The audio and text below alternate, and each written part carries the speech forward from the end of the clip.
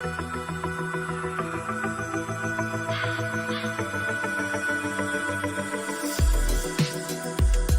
you have a question for Dr. Donna, please do leave it on my page and I will be happy to answer the question for you.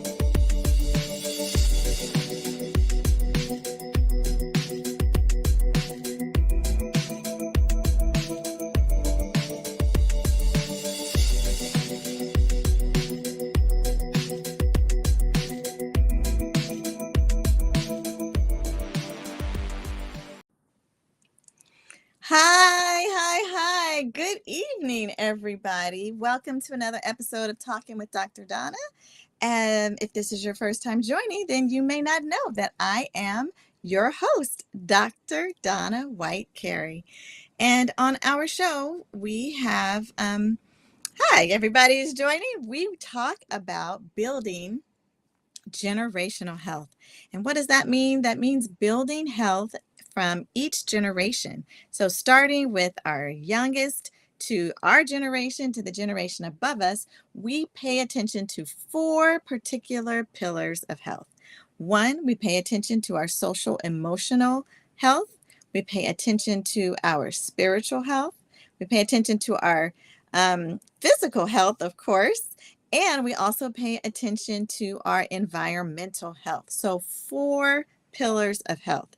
And I firmly believe that if we pay attention to those 4 pillars of health, then we will be able to end the cycle of premature death in the Black community, not just here in America, but across the diaspora. So thank you for joining. If this is your first time joining, welcome. This is the end of season 2 today, June 30th. We're ending with our 30th episode of season 2, and we're going to take a bit of a summer break. But we will continue to provide you with health information throughout the summer, just to make sure that you are remaining healthy and continuing to stay in the know. So don't worry, I'm not going too far, but I am going to take a little bit of break, give my production team a bit of a break. But you can still subscribe. So if you haven't already done so, please go over to my channel and subscribe to Talking with Dr. Donna on YouTube. So tonight we're going to do what I call need to know. So the things that you absolutely need to know. I'm going to bring this over here and let's talk about what it is that you need to know for this week. Again, if you haven't already done so, subscribe, like my page, make sure to share it with someone, tell a friend, come on over, subscribe to Talking with Dr. Donna, hear what she has to say, because I do try to provide good information for you. All right, so let's get into our need to knows. You know that we're still in the middle of COVID. COVID hasn't ended, right? I tell people all the time, the pandemic is not over. And we have some new developments. I talked a little bit about this last week with our kids and coronavirus.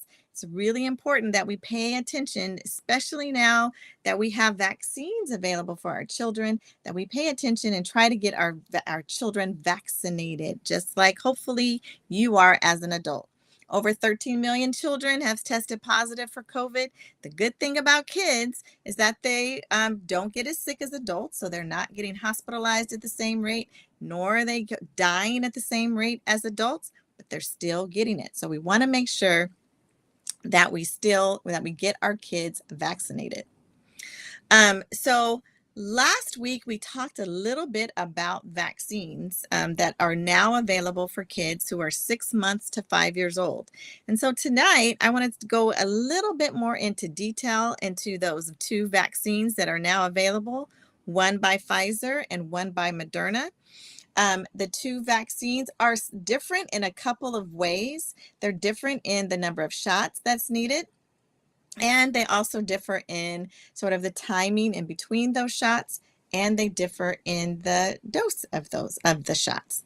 But the good thing about both of these vaccines is that they're the exact same vaccine that we have used as an adult. So millions of doses across the world excuse me, have been given of these vaccines. So we do know the side effects and the side effect profile. So the things that you expect to see in kids is the exact same thing that we expected to see in adults after giving the shot.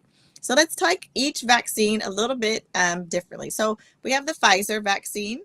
And the Pfizer vaccine is 2 shots if you're 6 months, or sorry, 3 shots if you're 6 months to 4 years old, and then 2 shots if you're 5 years old. Now, Pfizer kind of separated out the ages, and it is the age at which you're getting the vaccine. It doesn't mean your weight. It doesn't mean what age you're going to be.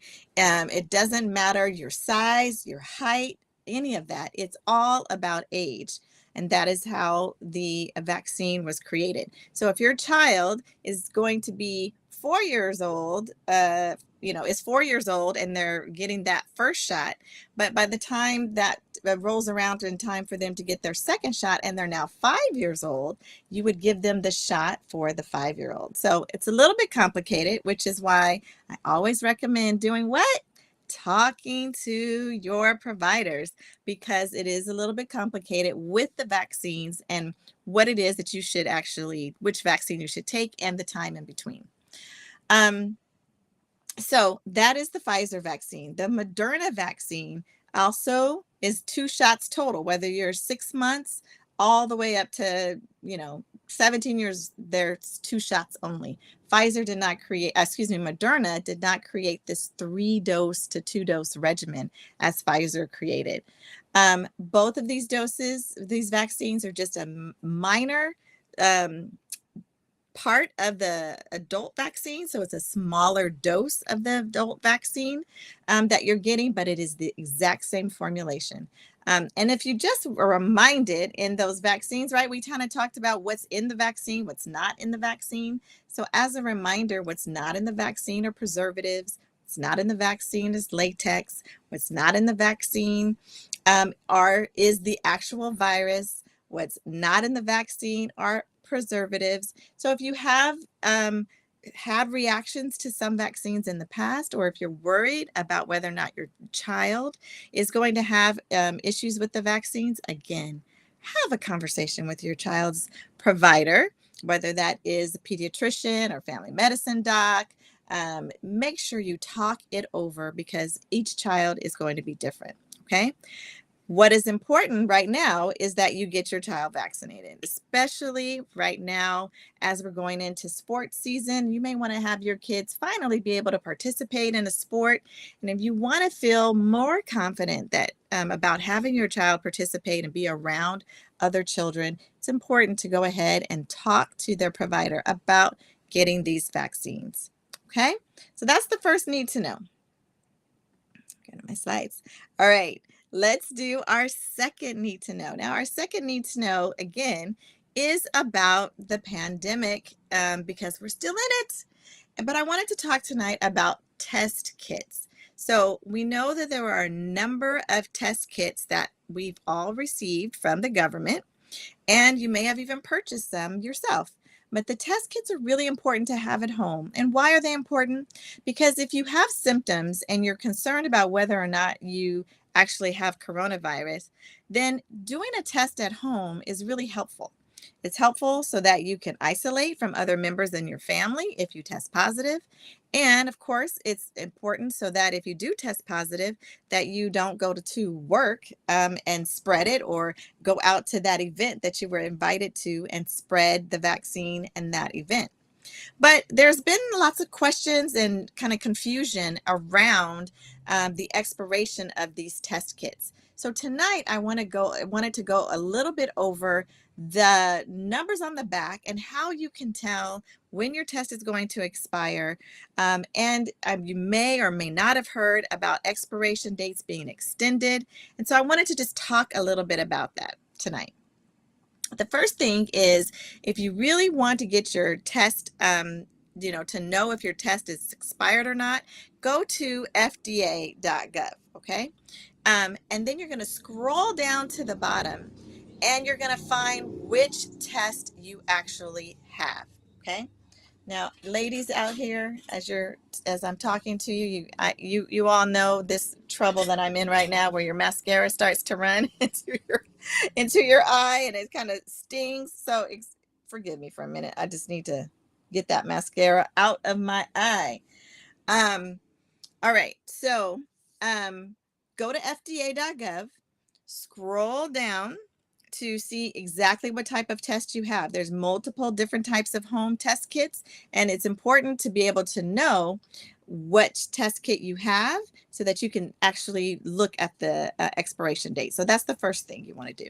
You want to actually check when you look at your home test, like, who is your manufacturer? There's multiple different manufacturers with the different types of tests. And you also want to check what type of test. Some manufacturers have made multiple different test kits. So you want to make sure that you have the test kit in front of you, that you know exactly which manufacturer, and you know exactly which test you have in order to check. Then you want to check by lot numbers. So lot numbers are what manufacturers use to say this big batch of these test kits that we made, when are this big batch of kits going to expire? So you need to know the lot number.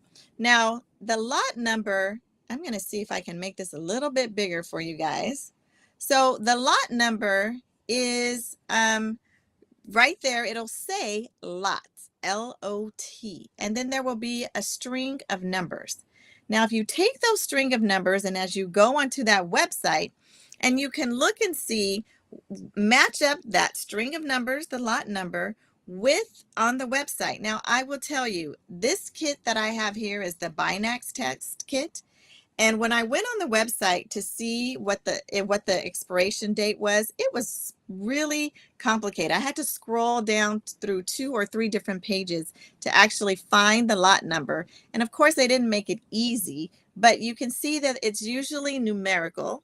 So this lot number is 172. And it started out at like 15s, then 16s, and then 17s a few pages down. So you may have to scroll down a bit until you get to your test kit lot number. When you find the lot number, then you can go over and look and see what the expiration date is. Now, for this particular test, you'll see my lot number, and then right above it, it tells you the expiration date is 6/25/22. Well, that's 5 days ago now, right? But as you may or may not have heard, oftentimes these manufacturers will put in an initial expiration date, and then they continue to test the reagents and all of the different parts of that kit. And the main thing that actually expires in the kit is what's called the reagent. And the reagent is usually something in that tube, and that's what you put that cotton swab in. After you've swabbed your nose, you put your swab into that little tube where the liquid is. That liquid is called the reagent. And there's products in that reagent that expire or that don't work. And when we say expire, it doesn't mean that it doesn't work. It means it doesn't work optimally, right? The way that it was tested in the laboratory with the high rate of sensitivity, and which means, and specificity. How accurate is the test? If the test says it's negative, does that mean that it's actually negative? Or if the test is positive, does that mean that it's actually positive? Those are the things that they guarantee when it's not expired. Now, when your test is expired, then they say, well, we can't quite say that we can guarantee that level when the test is expired. So it doesn't mean that the test won't work. It just means that it's probably not as accurate. So you really want to stay within that expiration date. So when you look at the lot number and you see mine expired 6/5/25, so when this year, 5 days ago, but when I went online and looked, you saw that as they gave that initial date of June the 25th, but then the company continued to test, and they continue to test that reagent within that lot number to see if that reagent is still accurate later. So as they continue to test, then they can expand the expiration date. Okay, it's not anything random. They really are testing over time. And so when I went online to look at when this test actually expires, it's not going to expire on the 25th of this month. It actually had a 3-month additional shelf life, which means that it's not actually going to expire until September 25th, 2022.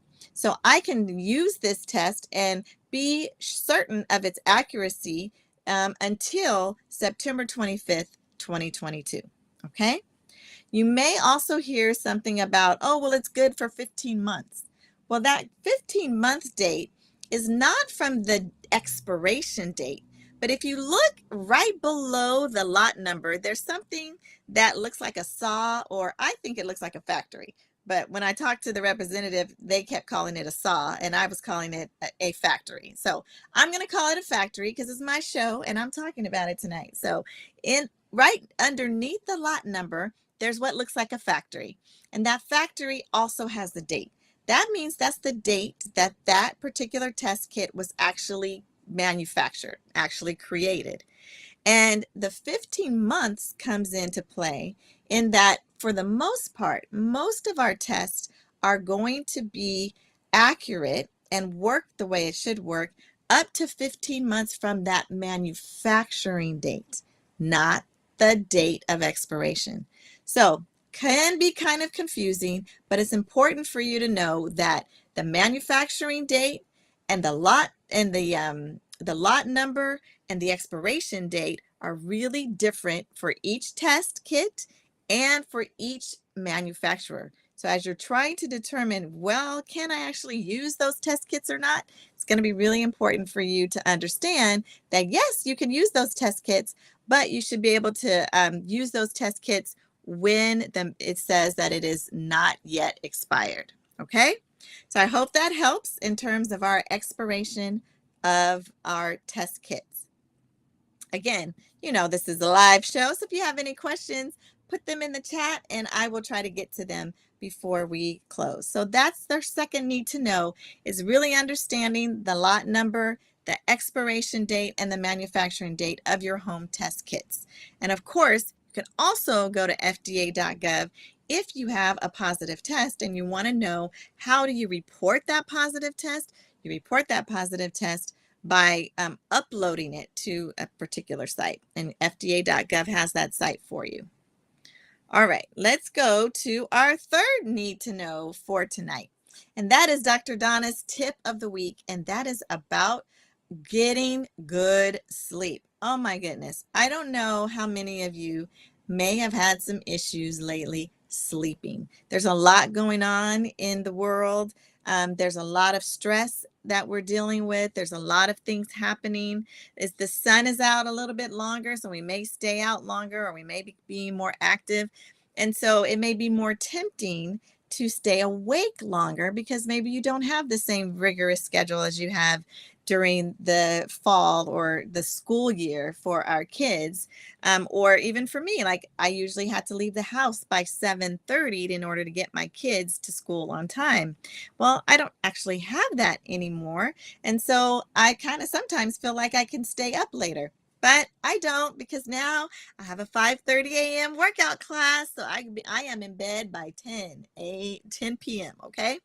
But the importance of getting good sleep, it helps to prevent you from getting sick. So having good sleep actually boosts your immune system. And what better time to have a really robust immune system than when we're fighting a pandemic?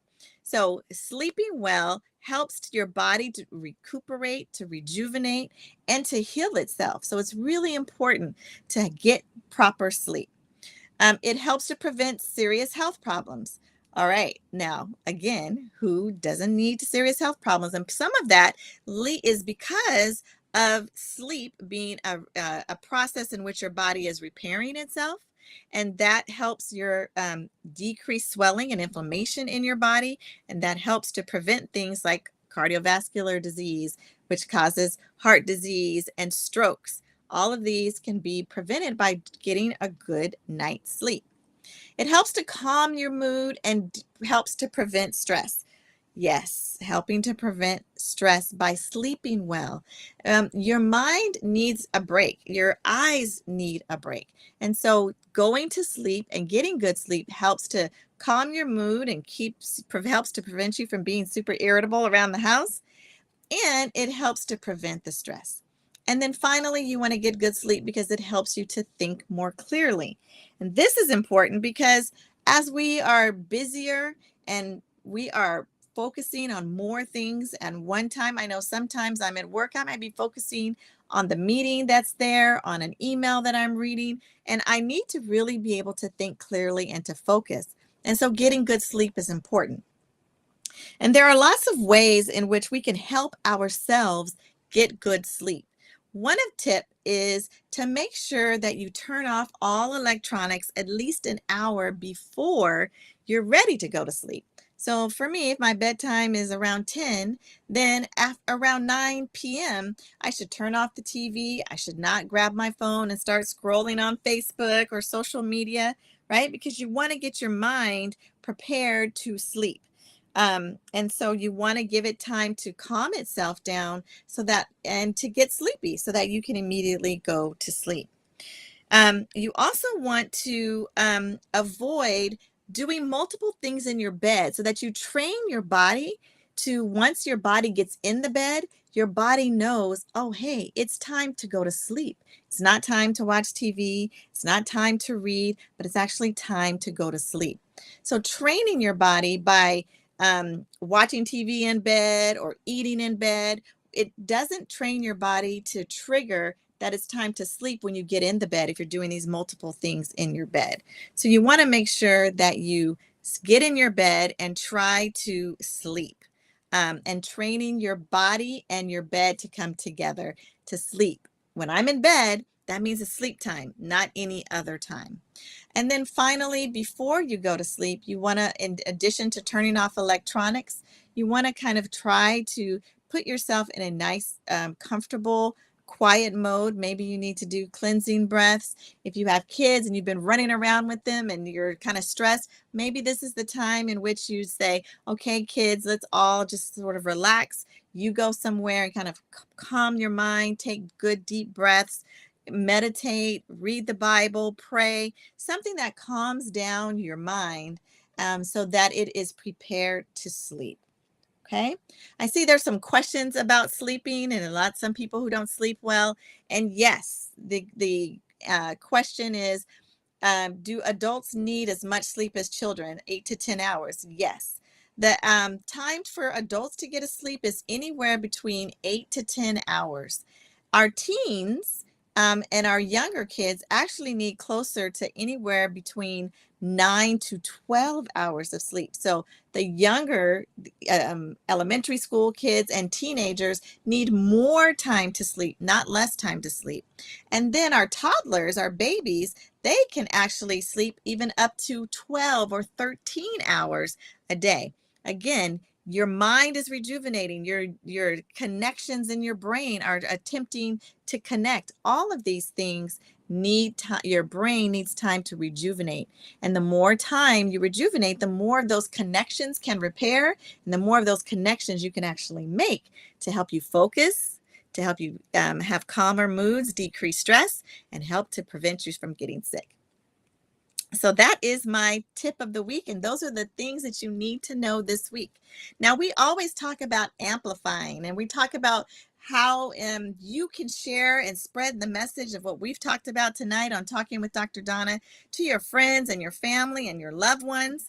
And if there's a tip that you actually have that you want to share with the rest of us on Talking with Dr. Donna, make sure you let us know. I have a tip tonight from one of our amplifiers. That's you out there who watch and then share this message with someone. I have a tip tonight from Annette. Oops, sorry. I'm going too fast here. A tip from Annette Massey, who is our amplifier tip of the night tonight, who gave a tip about how we can think about using our test kits and making sure they don't expire. She recommends that you organize your home test kit by their expiration date.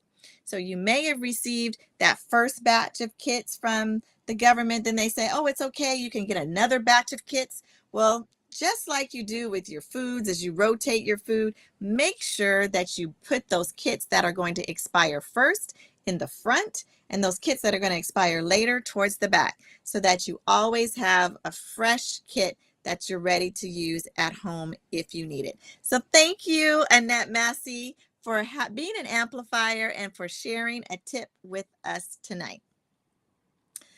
All right. Let's see. Are there any other questions? You sleep within 15 to 20 minutes. That's good. That's the average time. It should take you about 30 minutes to fall asleep.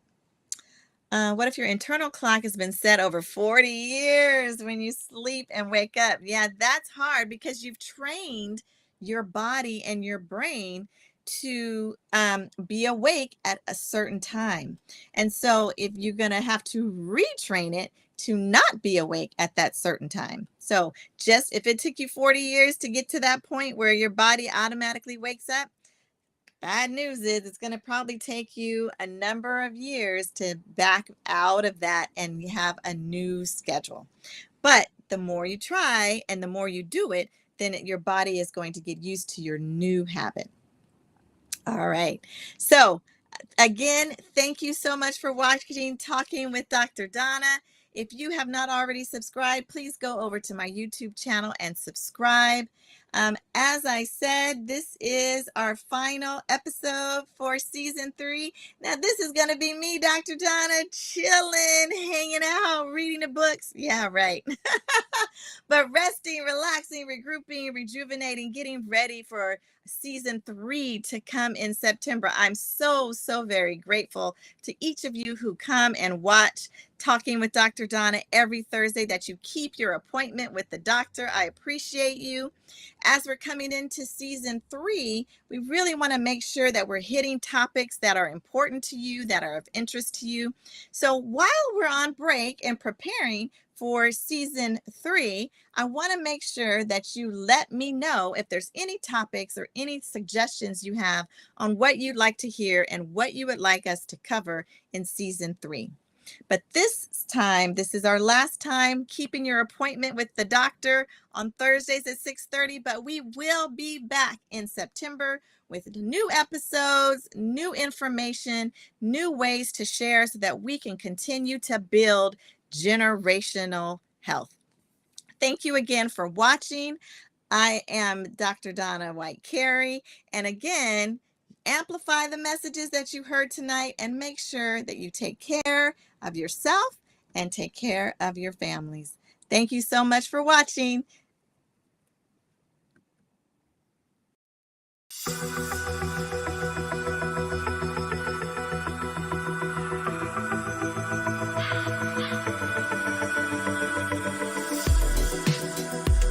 If you have a question for Dr. Donna, please do leave it on my page and I will be happy to answer the question for you.